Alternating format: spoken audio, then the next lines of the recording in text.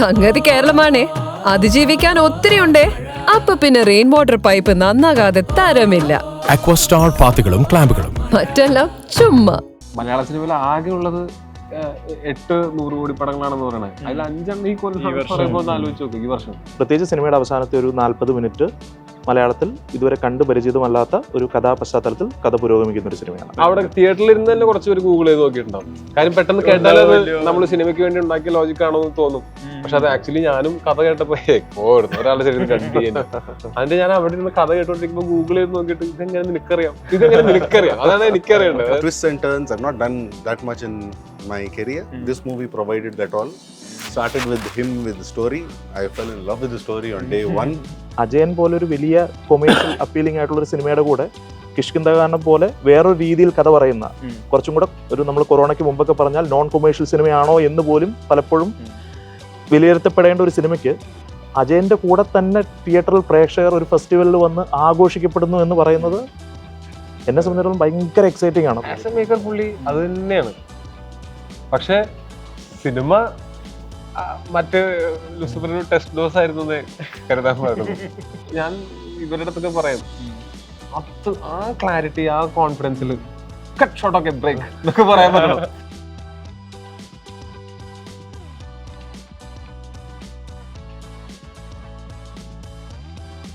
The Q show ടൈമിൽ Tovino Thomas, Akhil Pinarayi, welcome. നമസ്കാരം. ആദ്യമേ ചോദിക്കാനുള്ളത്, ഈ ഒരു സിനിമയുടെ റിലീസിനോടനുബന്ധിച്ചുള്ള സംസാരങ്ങളെല്ലാം തുടങ്ങുമ്പോൾ ഇപ്പം ഏറ്റവും കൂടുതൽ ഡിസ്കസ് ചെയ്യുന്നതിൻ്റെ ജോൺറയെ പറ്റിയാണ്.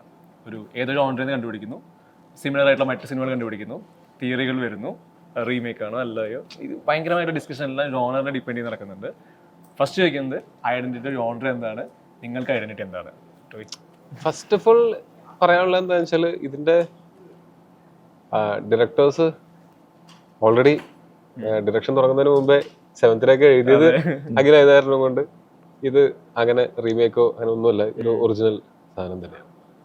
അതിന് എനിക്ക് ഏറ്റവും ഇഷ്ടപ്പെട്ട കാര്യം എന്ന് വെച്ചാൽ, അഖിലും മനസ്സും ചെയ്യുന്ന സിനിമകളുടെ ഒരു സ്വഭാവത്തിന് കുറെ റിസർച്ച് ആവശ്യമുള്ള തരം സിനിമകൾ തന്നെയാണ് ഇവര്.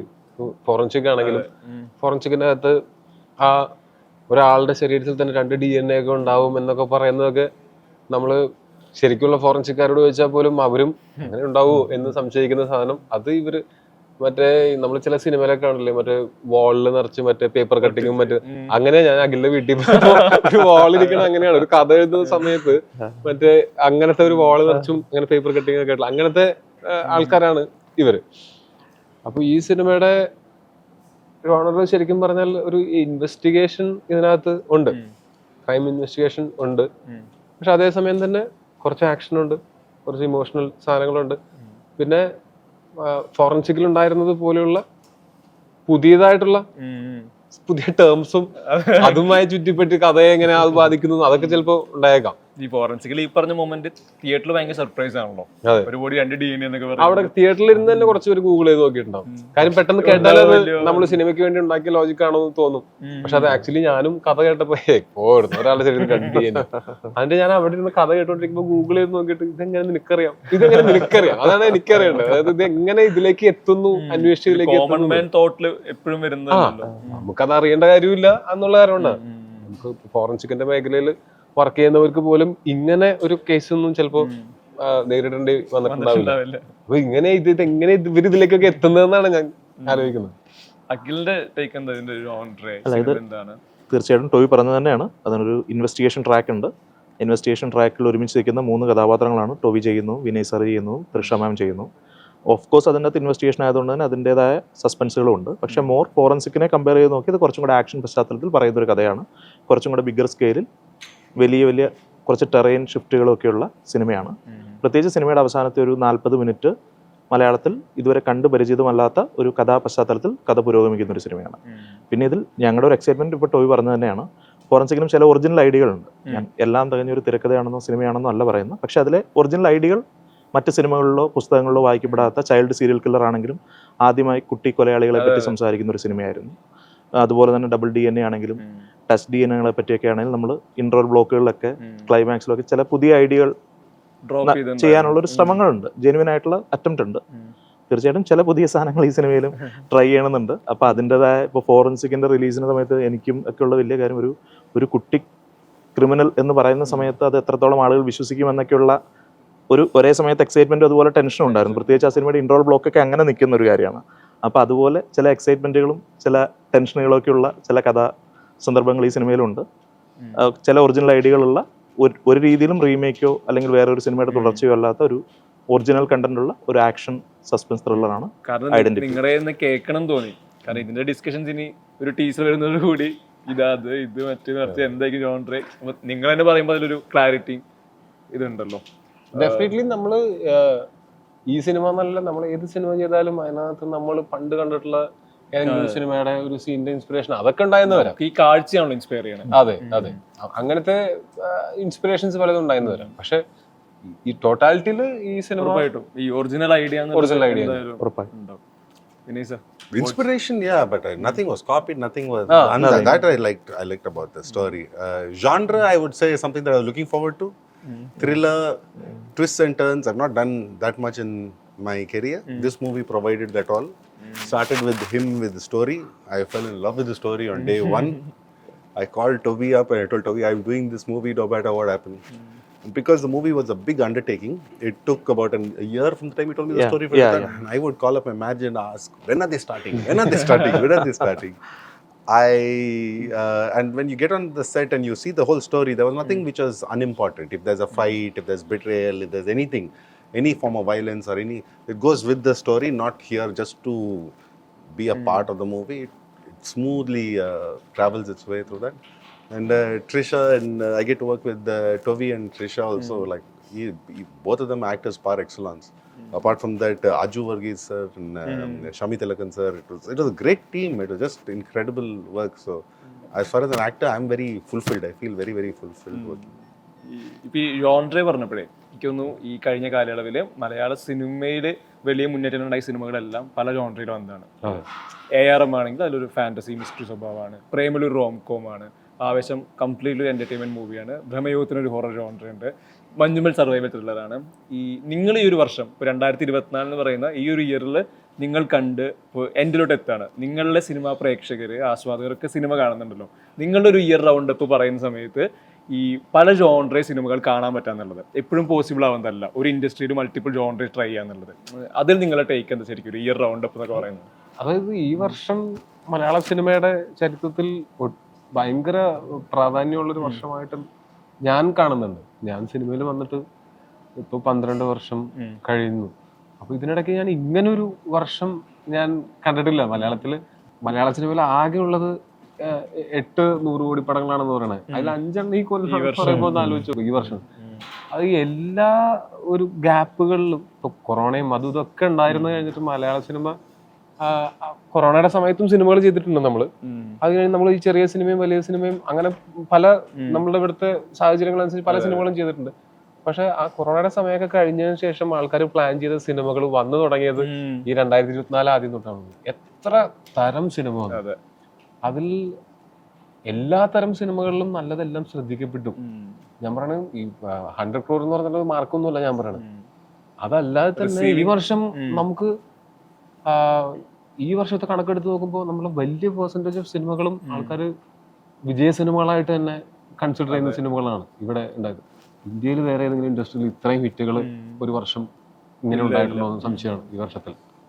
എങ്ങനെയാണ് ഒരു സിനിമ പ്രേക്ഷകൻ എന്ന രീതിയിൽ? തീർച്ചയായും എന്നെ സംബന്ധിച്ച് ടോബി പറഞ്ഞു തന്നെയാണ്, ഒരു കൊറോണയ്ക്ക് ശേഷം വന്ന കാലഘട്ടത്തിൽ സിനിമയുടെ സ്വഭാവം ഭയങ്കരമായിട്ട് മാറി. നമ്മൾ കൊറോണ സമയം നമ്മൾ പറഞ്ഞു ഇന്ന സിനിമകൾ മാത്രമേ ഇവിടെ സർവൈവ് ചെയ്യുള്ളൂ എന്ന് പറയുന്നതിൻ്റെ ഒരു സിനിമ ഡിസ്കഷൻസിൻ്റെ എല്ലാ മുൻവിധികളെയും തെറ്റിച്ചുകൊണ്ട് ഇപ്പം ടോബി പറഞ്ഞ പോലെ എല്ലാ ജോണർ സിനിമകളും ഇവിടെ വർക്കാവുന്നു എന്ന് പറയുന്നു. ഒരു നല്ല സിനിമയാണെങ്കിൽ കേരളത്തിന് പുറത്തും ഒരുപാട് പ്രേക്ഷകരുണ്ട്. ഇപ്പം ഞാൻ അജയൻ്റെ രണ്ടാം മോഷണം എന്ന് പറയുന്നത് തീർച്ചയായിട്ടും ഒരു വലിയ ക്യാൻവാസുള്ള ഒരു വലിയ സിനിമയാണ്.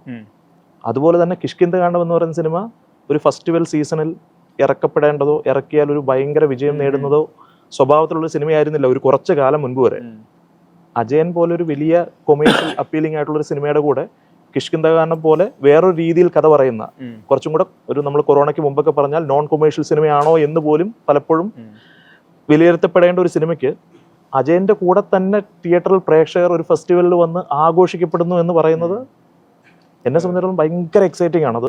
ഇപ്പോൾ ഐഡന്റിറ്റി ഈ ഒരു സ്വഭാവത്തിലും പെടുന്ന ഒരു സിനിമയല്ല. അപ്പോൾ എന്നെ പോലെ ഒരു ഫിലിം മേക്കറിന് ഇപ്പോൾ ഐഡന്റിറ്റിയുടെ കാര്യത്തിൽ ഐഡന്റിറ്റിയുടെ ഒക്കെ ഒരു ചെറിയൊരു ചലഞ്ച് എന്താണെന്ന് വെച്ച് കഴിഞ്ഞാൽ ഭയങ്കര ബിഗ് ടിക്കറ്റ് സിനിമയാണ്. ആ സിനിമയ്ക്ക് അത്രയും കൺവിക്ഷനോടെ നിൽക്കുന്ന നമുക്കിപ്പം നമ്മൾ സംസാരിച്ചുകൊണ്ടിരിക്കുന്ന സമയത്ത് ഐഡന്റിറ്റി ഷൂട്ട് തുടങ്ങി ഒരു വർഷം കഴിഞ്ഞ് വലിയൊരു 130 ദിവസത്തെ ഷൂട്ടൊക്കെ കഴിഞ്ഞ് വരുന്ന സമയത്ത് സിനിമയുടെ ബിസിനസ് സ്വഭാവങ്ങളൊക്കെ ഭയങ്കരമായിട്ട് മാറി. OTT-യിൽ നിന്ന് നമുക്ക് അറ്റ് പ്രസന്റ് നമ്മൾ സംസാരിക്കുമ്പോൾ കിട്ടുന്ന റവന്യൂ എത്ര വലിയ സിനിമകൾക്കും വളരെ കുറവാണ് എന്നൊക്കെ പറയുന്ന സാഹചര്യത്തിൽ നമുക്ക് വിശ്വസിക്കാനുള്ളത് ഇവിടുത്തെ പ്രേക്ഷക സമൂഹത്തെ മാത്രമാണ്. നമ്മളൊരു പ്രോപ്പർ സിനിമ പ്യുവർ ക്വാളിറ്റിയിൽ നമ്മുടെ കൺവിക്ഷനോടെ നമ്മളത് പ്രസന്റ് ചെയ്യുവാണെങ്കിൽ മലയാളി പ്രേക്ഷകരും ഒരു പരിധിവരെ ഇന്ത്യയുടെ പല ഭാഗങ്ങളിലും മലയാള സിനിമ ശ്രദ്ധിച്ചുകൊണ്ടിരിക്കുന്ന ആളുകളും ആ സിനിമയെ കൂടെ നിൽക്കും എന്ന് പറയുന്ന ഒരു വലിയൊരു ടേക്ക് അവേ തന്നൊരു വർഷം തന്നെയാണ് റാൽഫ് പറഞ്ഞ പോലെ കഴിഞ്ഞ വർഷം. അത് വലിയ ഉത്തരവാദിത്വമാണ്, വലിയ പ്രതീക്ഷയാണ്.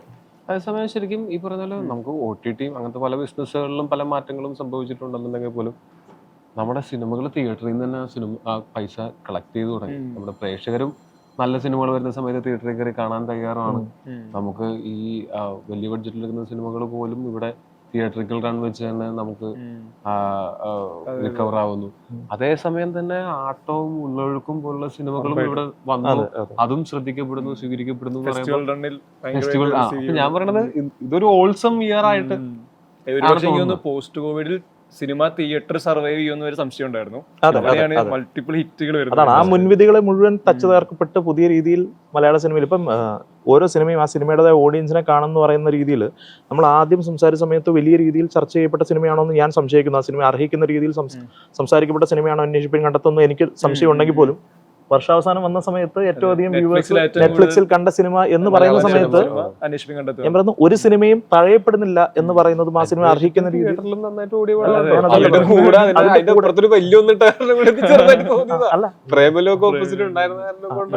ആ സിനിമയും പ്രേക്ഷകരുടെ അടുത്തോട്ട് അത് അർഹിക്കുന്ന രീതിയിൽ തന്നെ സെലിബ്രേറ്റ് ചെയ്യപ്പെടുന്നു എന്ന് പറയുന്നതാണ്. അന്വേഷിപ്പിന് ഓടിയില്ലെന്നല്ല. What's your take on Malayalam cinema this year? It's amazing. This year you all have had an incredible run. It's been trending on Facebook, I noticed, with all the movies this year that have done really big. And that's a good start here. I mean, it's all signs to show that the rest of India is waiting to see more work from you guys, you know. I think you all have pushed it on gear, and from next year it's going to be great. So, in fact, Tovino and me were having talks like this. Earlier, when it used to be regional cinema and all this stuff, there was always this north-south divide and all that. Thanks to OTT, now the reach has gone to that point. People love, I've always respected Malayalam actors, Malayalam directors, though I haven't seen too much work. I've worked with a lot of them who have been huge influences to my career, and I've always had massive respect. Even when I came here, I don't know what you'll eat or which school you'll go to, but this is like, I get schooled over here in acting. I literally get schooled by nearly everyone. Let it be Toby, Shami Telekan sir, Raju. I'm looking at nuances, what work, and you're getting schooled daily. And to see this kind of caliber now being appreciated in the rest of India, it's amazing. I think rest of India is just the start. Now you've got an Indian diaspora around the world now. It's just a matter of time to keep the momentum going. So it's a great time for Malayalam cinema. Great future. Like you have started your career with Unnare Unnare. Yeah. It was a movie in which you have played the lead role. Right. And after that, when we recollect from our memory timeline of Vinay Rai, there are back-to-back negative roles. That's like 10 years of my work has gone down the drain. So it is like from Unnale Unnale directly to Thupparivalan. All that sort of movies. So do you have, like, what's your high on playing villain roles, back-to-back villain roles? There is one will be the practicality of it. I don't have to devote too much time. Toby being the hero, I laugh at him. He's a hero. He has to carry the movie on his shoulder. So he's preparing and all that stuff. I can't say whether I'm villain or not in this movie, but my preparation is very different from his. So that gives me. And the second thing is, from one villain to the other villain, you get to play different characters. Yeah, different backstories. Different backstories. I don't need to. Yeah, we get bored of playing the leads. ഈ സിനിമയിലെ surprise എന്താണെന്ന് വെച്ചാൽ Vinay sir villain അല്ല എന്നുള്ളതാണ്. നമ്മളൊരു villain character ചെയ്യാനായി അല്ല വിനയ് സാറിനെ ഈ സിനിമയിൽ ഇൻവൈറ്റ് ചെയ്തു. നമ്മൾ കൊടുക്കുന്ന ഒരു അപ്രോച്ച് ആണ് പുതിയ വില്ലൻ ക്യാരക്ടർ. നായകൻ ക്യാരക്ടർ എന്ന് പറഞ്ഞാലുണ്ടല്ലോ, ആൾക്ക് നല്ലതേ ചെയ്യാൻ പറ്റൂ. നല്ലതെന്ന് പറഞ്ഞാൽ ഒറ്റ നല്ലതേ ഉള്ളൂ, നേർവഴി. വില്ലത്തരം പല തരം. You get to do a lot of nonsense, and you give me a free hand, I'll be as bad as I can. But I feel the downside is like, I don't know, creativity, I feel, because you're doing so many movies, you can't maintain the bad guy in that movie and use the same nuances of your public has already seen it. But that is, even for you, I mean. Playing different kind of characters, Characters, yeah. being unpredictable, that's the only That way is, to yeah, only way to surprise survive. audience every time. Yeah, yeah. Like, ഈ സിനിമയിൽ അങ്ങനെയുള്ള break ചെയ്യാന്നുള്ളത് അങ്ങനെയുള്ള ചില സർപ്രൈസുകൾ ഉണ്ടാവും. This is ഞാൻ a, വില്ലനാവാം, this is a ചിലപ്പോ lot of ഞാൻ surprises വില്ലനാവാം. in this movie. അങ്ങനത്തെ അതാ ഞാൻ പറഞ്ഞത്. പുള്ളി ഈ എനിക്ക് ചോദിക്കാനുള്ളത് ഇപ്പോൾ നിങ്ങളുടെ ഒരു മൂന്നാമത്തെ കൊളാബറേഷൻ ആണല്ലോ. 7th Day വരുന്നുണ്ട്, ഫോറൻസിക് വരുന്നുണ്ട്, ഇതിൽ ഐഡന്റിറ്റി വരുന്നുണ്ട്. ടോവിയെ 3 തവണ യൂസ് ചെയ്യാൻ പറ്റിയിട്ടുള്ള ഒരു റൈറ്ററാണ്, ഡയറക്ടറാണ്.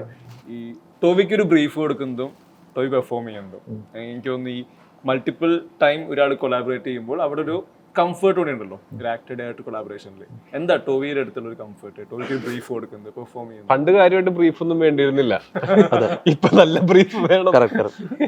പണ്ട് 7th Day ഒക്കെ ചെയ്യുന്ന സമയത്ത് ടോവി സ്ക്രിപ്റ്റ് വായിക്കുന്നു, ടോവിയുടെ ബേസിക് കാര്യങ്ങൾ ചോദിക്കുന്നു, അതിനുള്ള നമുക്കൊന്ന് അത്രയൊക്കെ അറിയാമായിരുന്നുള്ളൂ, അപ്പോൾ അറിയുന്ന കാര്യങ്ങൾ പറയുന്നു എന്നത് മാത്രമായിരുന്നു 7th Day ഒരു ഇൻട്രാക്ഷൻ. 7th Day ടോവിനോയെ സംബന്ധിച്ച് എനിക്ക് ഭയങ്കര എക്സൈറ്റിംഗ് ആയിട്ട് തോന്നിയ കാര്യം എന്തൊക്കെ കഥകളാണ് ആലോചിക്കുന്നത്, എന്തൊക്കെയാണ് ക്യാരക്ടേഴ്സ്, അങ്ങനത്തെ കാര്യങ്ങൾ. ഈവൻ കർണൻ നെപ്പോളിയൻ ഭഗത് സിംഗ് എന്ന് പറഞ്ഞ ഡയലോഗ് 7th Day പറയുന്നതിന് മുൻപ് എല്ലാവരും ഭയങ്കര കൺഫ്യൂസ്ഡ് ആയിരുന്നു. അതിലൊരു ക്ലാരിറ്റി വളരെ കൃത്യമായിട്ടുണ്ടായിരുന്ന ഒരാൾ പൃഥ്വിരാജ് ആയിരുന്നു. രാജുവേട്ടൻ ഇത് തിയേറ്ററിക്കലി നടന്നു വരുന്നു, എന്നോട് ചോദിച്ച ചോദ്യം ഉണ്ടായിരുന്നു, എന്തിനാണ് ഇത് ചെയ്യുന്നത്? ഇത് തിയേറ്ററിൽ നിന്ന് ചേട്ടൻ ഡയലോഗ് പറഞ്ഞിട്ട് തിരിഞ്ഞു വരുമ്പോൾ തിയേറ്ററിൽ എല്ലാവരും കൈയടിക്കുന്നു, അതാണ് നമ്മൾ അറ്റംപ്റ്റ് ചെയ്യുന്നത്. അപ്പോൾ പുള്ളിക്ക് അത് അങ്ങനെ ഭയങ്കരമായിട്ട് സംസാരിക്കുന്ന ആളായിരുന്നു ടോവിനോ. ഇതെന്താ ചെയ്യുന്നത്, ഇതിൻ്റെ അകത്ത് എന്താണ് വർക്ക് ആവുക എന്നുള്ളത്. സോ അതിനെ മാറ്റി നിർത്തിയാൽ ടോവിനോ കറക്റ്റ് സ്ക്രിപ്റ്റ് എന്താണ്, അതിൻ്റെ ഡയലോഗുകൾ എന്താ, അങ്ങനത്തെ കാര്യങ്ങൾ. ഇപ്പം നമ്മൾ എന്നെ സംബന്ധിച്ചിടത്തോളം എൻ്റെ കരിയറിൽ ഞാൻ 3 സിനിമകളെ ചെയ്തിട്ടുള്ളെങ്കിൽ ടൊവിനോയുടെ 4ാമത്തെ സിനിമയും ടൊവിനോയുടെ 33ാമത്തെ സിനിമയും ടൊവിനോയുടെ 51ാമത്തെ സിനിമകളുമാണ്, respectively 7th Day forensic identity. അപ്പം അതിൽ നിന്ന് ഫോറൻസിക്കിലേക്ക് വന്ന സമയത്ത് ടൊവിനോ ഭയങ്കര രീതിയിൽ ആ ക്യാരക്ടറിനെ എന്ത് ചെയ്യാം, അല്ലെങ്കിൽ സിനിമയുടെ ടോട്ടാലിറ്റിയെ പറ്റി സംസാരിക്കുന്ന ഒരാളായി. ഇവിടെ വരുന്ന സമയത്ത് എനിക്ക് തോന്നിയത്, ഐഡന്റിറ്റിയിൽ വരുന്ന സമയത്ത് ടൊവിനോ ക്യാരക്ടറിന്റെ എല്ലാ ചലഞ്ചസും ഏറ്റെടുക്കാൻ കേപ്പബിലിറ്റി ഉള്ളൊരു പ്രോപ്പർ ആക്ടർ എന്നുള്ള രീതിയിൽ നമുക്കത് ഈ സിനിമയിലാണ് ഞങ്ങൾ ഒരു 3-4 ദിവസം ഒരുമിച്ചിരുന്ന് ഒരു ഡിസൈൻ ഉണ്ടാക്കുന്നത്. എന്തായാലും അത് നമുക്കൊരു ഉത്തരവാദിത്വം വരുമല്ലോ കുറച്ച്. എനിക്കും തുടക്കത്തിൽ എന്ത് ചെയ്യണമെന്ന് അറിയില്ല. ഞാനും ഈ പറഞ്ഞ പോലെ മനോധർമ്മം വെച്ചിട്ടാണ് മുന്നോട്ട് പോയിക്കൊണ്ടിരുന്നത്.